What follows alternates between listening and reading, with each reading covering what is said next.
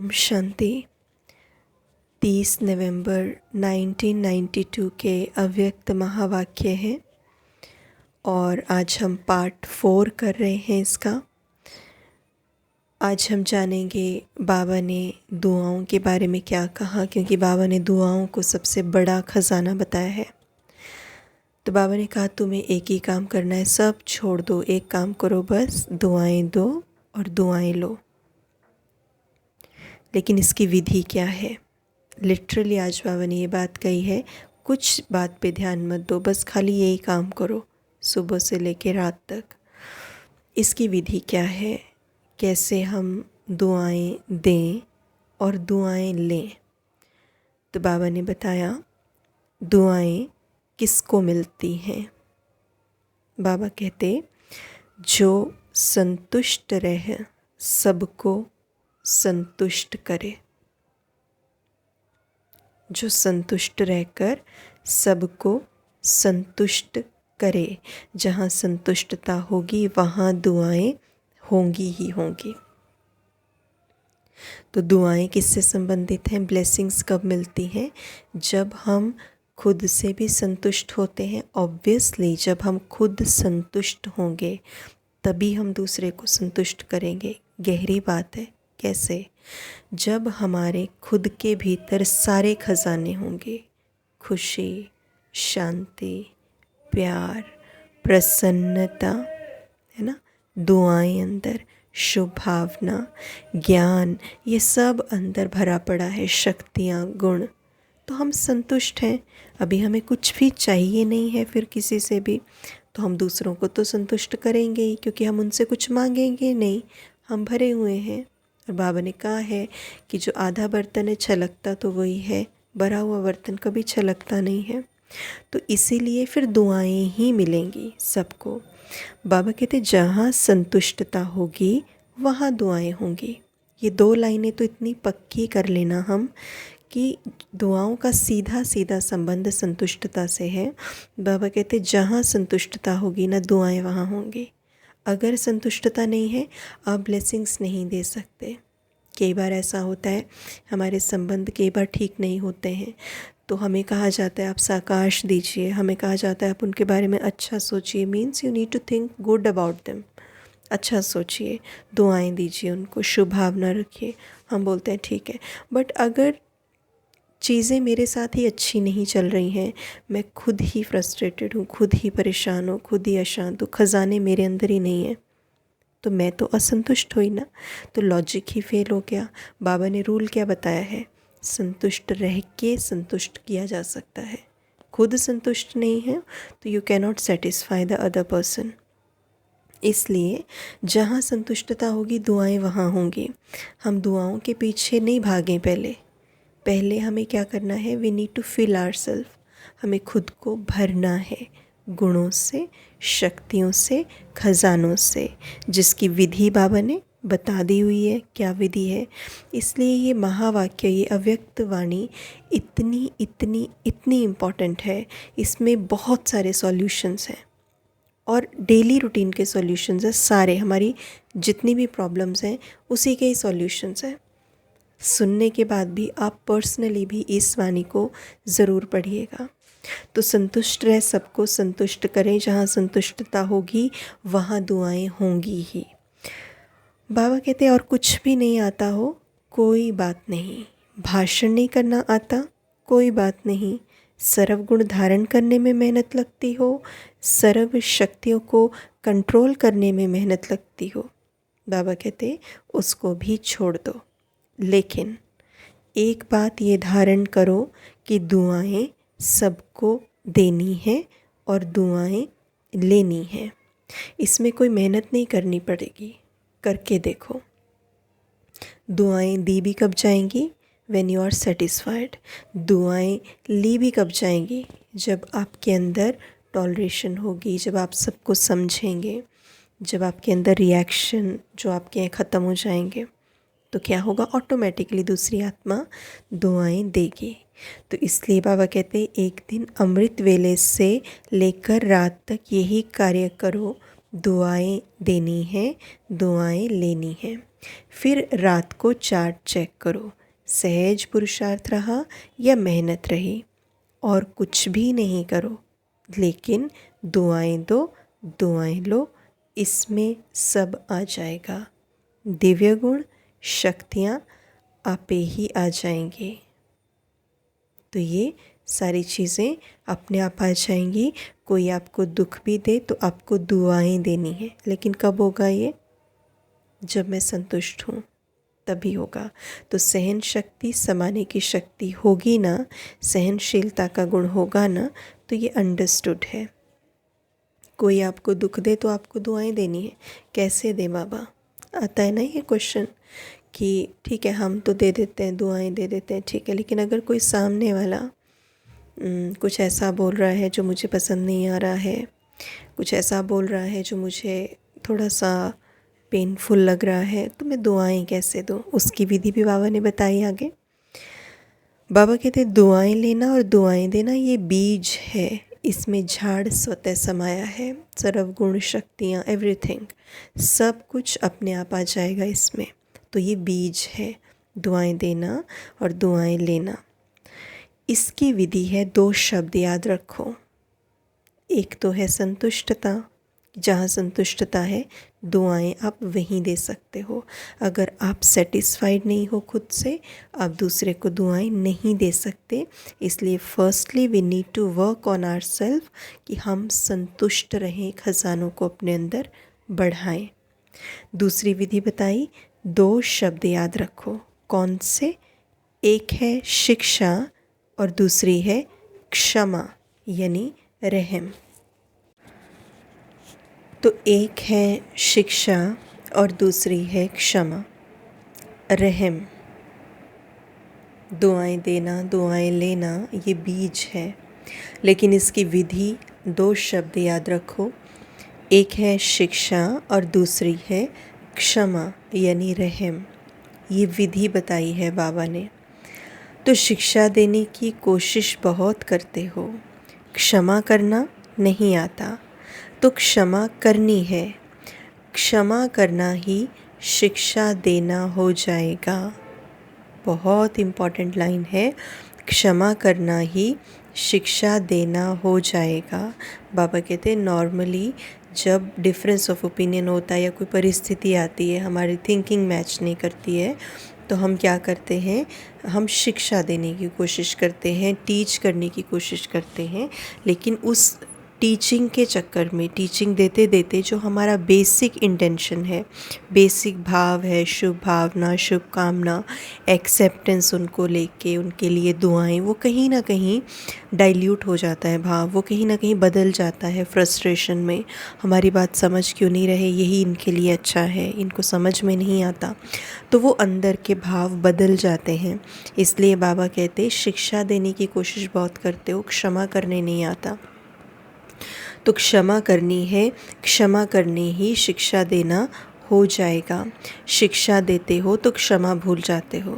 कई बार कोई गलती करता है तो उस गलती को हम एक्सेप्ट नहीं कर पाते, उनको अंदर से माफ़ नहीं कर पाते, उनके लिए फीलिंग्स को होल्ड करके रख लेते हैं और हमारी दुआएं रुक जाती हैं। तो ये रीज़न है कि दुआएं क्यों रुक रही हैं। और दुआओं को जो है, अगर वो ब्लॉकेज को खोलना है तो उनको क्षमा करना है, लेकिन क्षमा करेंगे तो शिक्षा स्वतः आ जाएगी। शिक्षक बनना बहुत सहज है, सप्ताह कोर्स के बाद ही शिक्षक बन जाते हैं। तो क्षमा करनी है, रहम दिल बनना है, सिर्फ शिक्षक नहीं बनना है।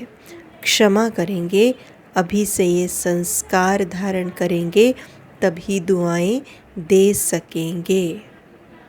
अगर हम शिक्षा भी देना चाहते हैं किसी को, तो पहले उसके लिए एक्सेप्टेंस का भाव, पहले उसके लिए ये भाव कि कोई बात नहीं, अगर ये गलती हो गई तो हमारे मन में उनके प्रति शुभ भावना, दुआएं, प्यार, एक्सेप्टेंस, उनके लिए रिगार्ड, रिस्पेक्ट, वो कम नहीं हो। क्योंकि शिक्षा देते देते कहीं ना कहीं हम अपने पॉइंट ऑफ व्यू के साथ, अपनी शिक्षा के साथ इतना अटैच हो जाते हैं, उनकी गलती को एक्सेप्ट नहीं कर पाते, हमारे भाव बदल जाते हैं, हम रिजेक्ट करते हैं, हम उनको कोसते हैं, कंप्लेंट्स करते हैं और हमारा रिश्ता ख़राब हो जाता है। और जो शिक्षा, वेरी इंपॉर्टेंट थिंग इज़, जो शिक्षा हम देना चाहते हैं वो उन तक रिसीव ही नहीं हो पाती। क्यों? क्योंकि बहुत सारे भावनाएं हमने मिक्स कर दी, क्षमा को हम भूल गए। तो इसीलिए बाबा कहते कि क्या हो जाता है, अगर तुम बच्चे अभी क्षमा करेंगे तो ये संस्कार धारण करेंगे, अगर ये संस्कार, तो क्या होगा, इन संस्कारों में ही क्षमा अपने आप आ जाएगी, शिक्षा अपने आप आ जाएगी और दुआएं भी अपने आप आ जाएंगी। और अभी से दुआएं देने का संस्कार पक्का करेंगे, तभी आपके जड़ चित्र से भी दुआएं सभी लेते रहेंगे। तो बाबा कहते चित्रों के सामने जाके भी क्या कहते हैं, दुआ करो, मर्सी करो, रहम दो।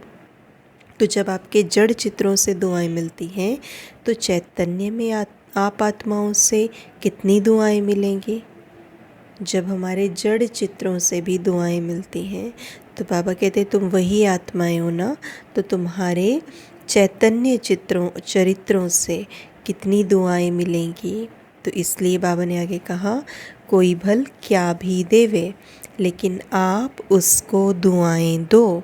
चाहे कोई क्रोध भी करता है उसमें भी दुआएं हैं। उसमें दुआएं कैसे हैं? क्रोध में दुआएं हैं या लड़ाई है। चाहे कोई कितना भी क्रोध करता है लेकिन आपको याद दिलाता है कि मैं तो परवश हूँ, लेकिन आप मास्टर सर्वशक्तिवान हो, तो दुआएं मिली ना। कोई हमें क्या याद दिला रहा है क्रोध में भी, मैं परवश हूँ, आई एम डिपेंडेंट, मैं under the influence of vices, विकारों के मैं वशीभूत हूँ, लेकिन आप मास्टर सर्वशक्तिवान हो, तो दुआएं मिली ना, याद दिलाया ना कि आप मास्टर सर्वशक्तिवान हो, आप शीतल जल डालने वाले हो। तो क्रोधी ने भी दुआएं दी ना, वो क्या भी करे लेकिन आप उससे दुआएं ही लो, कुछ भी वो करे, लेकिन हमें खींचनी है दुआएं उससे। कैसे खींचेंगे? सुनाया ना, गुलाब के पुष्प में भी देखो कितनी विशेषता है, कितनी गंदी खाद से, बदबू से खुद भी क्या लेता है, खुशबू लेता है ना। गुलाब का पुष्प बदबू से खुशबू ले सकता है और आप क्रोधी से दुआएं नहीं ले सकते। विश्व महाराजन गुलाब का पुष्प बनना चाहिए या आपको बनना चाहिए? बना विश्व महाराजन। बाबा कहते हैं फिर गुलाब का फूल बन जाए या आप विश्व के महाराजन बनोगे, क्योंकि गुलाब के फूल की प्रॉपर्टी क्या है कि वो खाद से भी क्या करेगा, खुशबू निकाल लेगा। तो बाबा कहते हैं आप क्रोधी से दुआएं नहीं निकाल सकते। ये कभी नहीं सोचो कि ये ठीक हो तो मैं ठीक हूँ, ये सिस्टम ठीक हो तो मैं ठीक हूँ। कौन सी बात पक्की कराई? ये नहीं सोचो कभी भी, नेवर एवर, कभी ये नहीं सोचें मैं ठीक हूँ, ये ठीक होए तो मैं ठीक हूँ। कभी सागर के आगे जाकर कहेंगे, हे लहर आप बड़ी नहीं छोटी आओ, टेढ़ी नहीं सीधी आओ। बाबा कहते हैं ऐसा कहेंगे? नहीं कहेंगे ना। क्यों नहीं कहेंगे? क्योंकि स्टेटमेंट बहुत क्लियर है हमारे दिमाग में। क्या स्टेटमेंट क्लियर है? कि सागर की लहरें मेरे अकॉर्डिंग थोड़ी आएंगी। हम इस चीज़ को एक्सेप्ट कर लेते हैं शुरू में ही कि सागर की लहरें तो अलग अलग तरीके से आएंगी, जैसा उसको लगेगा वैसे आएंगी, उस फोर्स से आएंगी। मैं क्यों अपना दिमाग ख़राब करूं? क्योंकि उसमें हमने कन्विंस किया है, खुद को स्वीकार की है ये बात। लेकिन नॉर्मली क्या होता है?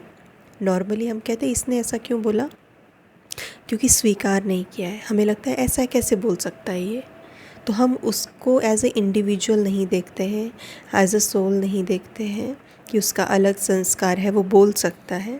तो इसीलिए बाबा कहते हैं कि ऐसा बोलते हो क्या कि नहीं टेढ़ी नहीं आओ, सीधी आओ, छोटी आओ, बड़ी नहीं आओ। ये संसार भी सागर है। सभी लहरें न छोटी होंगी न टेढ़ी होंगी और न सीधी होंगी, न बड़ी होंगी न छोटी होंगी। तो ये आधार नहीं रखो, ये ठीक हो जाए तो मैं हो जाऊं। Very important. ये आधार नहीं रखो कि ये ठीक हो जाए तो मैं हो जाऊं, तो परिस्थिति बड़ी या बाबा कहते आप बड़े। तो बाबा ने कहा बाप दादा के पास तो बहुत बातें पहुंचती हैं। जैसे कौन सी बातें? ये ठीक कर दो तो मैं भी ठीक हो जाऊं, इस क्रोध करने वाले को शीतल कर दो तो मैं भी शीतल हो जाऊं, इस खिटखिट करने वाले को किनारे कर दो तो सेंटर ठीक हो जाएगा। ऐसे रो रिहान नहीं करना, ऐसे रो रिहान नहीं करना। आपका स्लोगन ही है बदला ना लो, बदल कर दिखाओ। बदला ना लो, बदल कर दिखाओ। चेंज होके दिखाना है, उसको डेमोन्स्ट्रेट करना है कि राइट बिहेवियर क्या है, ये ऐसा क्यों करता है, ऐसा नहीं करना चाहिए, इसको तो बदलना ही पड़ेगा। परंतु पहले स्व को बदलो। स्व परिवर्तन से विश्व परिवर्तन है या अन्य के परिवर्तन से है? तो बाबा कहते स्लोगन कहीं रॉन्ग तो नहीं बना दिया है। क्या करेंगे? स्व को बदलेंगे या दूसरे को बदलने में समय गंवाएंगे? क्या करेंगे? बाबा कहते। एंड वेरी ऑनेस्टली बाबा ने एक क्वेश्चन आगे पूछा। क्वेश्चन नहीं पूछा, जस्ट एक इन्फॉर्मेशन दी हमें परमात्मा ने। बाबा कहते चाहे 1 वर्ष भी लगा कर देखो, स्व को नहीं बदलो, दूसरे को बदलने की कोशिश करो। बाबा कितने निरहंकारी हैं। परमात्मा ये जानते हैं कि वो सत्य है, उसका ज्ञान सत्य है, लेकिन वो अपने बच्चों को ये फ्रीडम देते हैं कि आंख बंद करके मेरी बात मत मानो, लेकिन तुम एक्सप्लोर करो, तुम ट्राई करो, तुम एक्सपेरिमेंट करके देख लो। तो बाबा कहते ठीक है, चाहे 1 वर्ष लगा कर भी देख लो। क्या करो 1 वर्ष में? स्व को नहीं बदलो, दूसरे को बदलने की कोशिश करो। बाबा कहते उसका रिज़ल्ट क्या निकलेगा? समय बदल जाएगा, लेकिन न आप बदलेंगे न वो बदलेगा।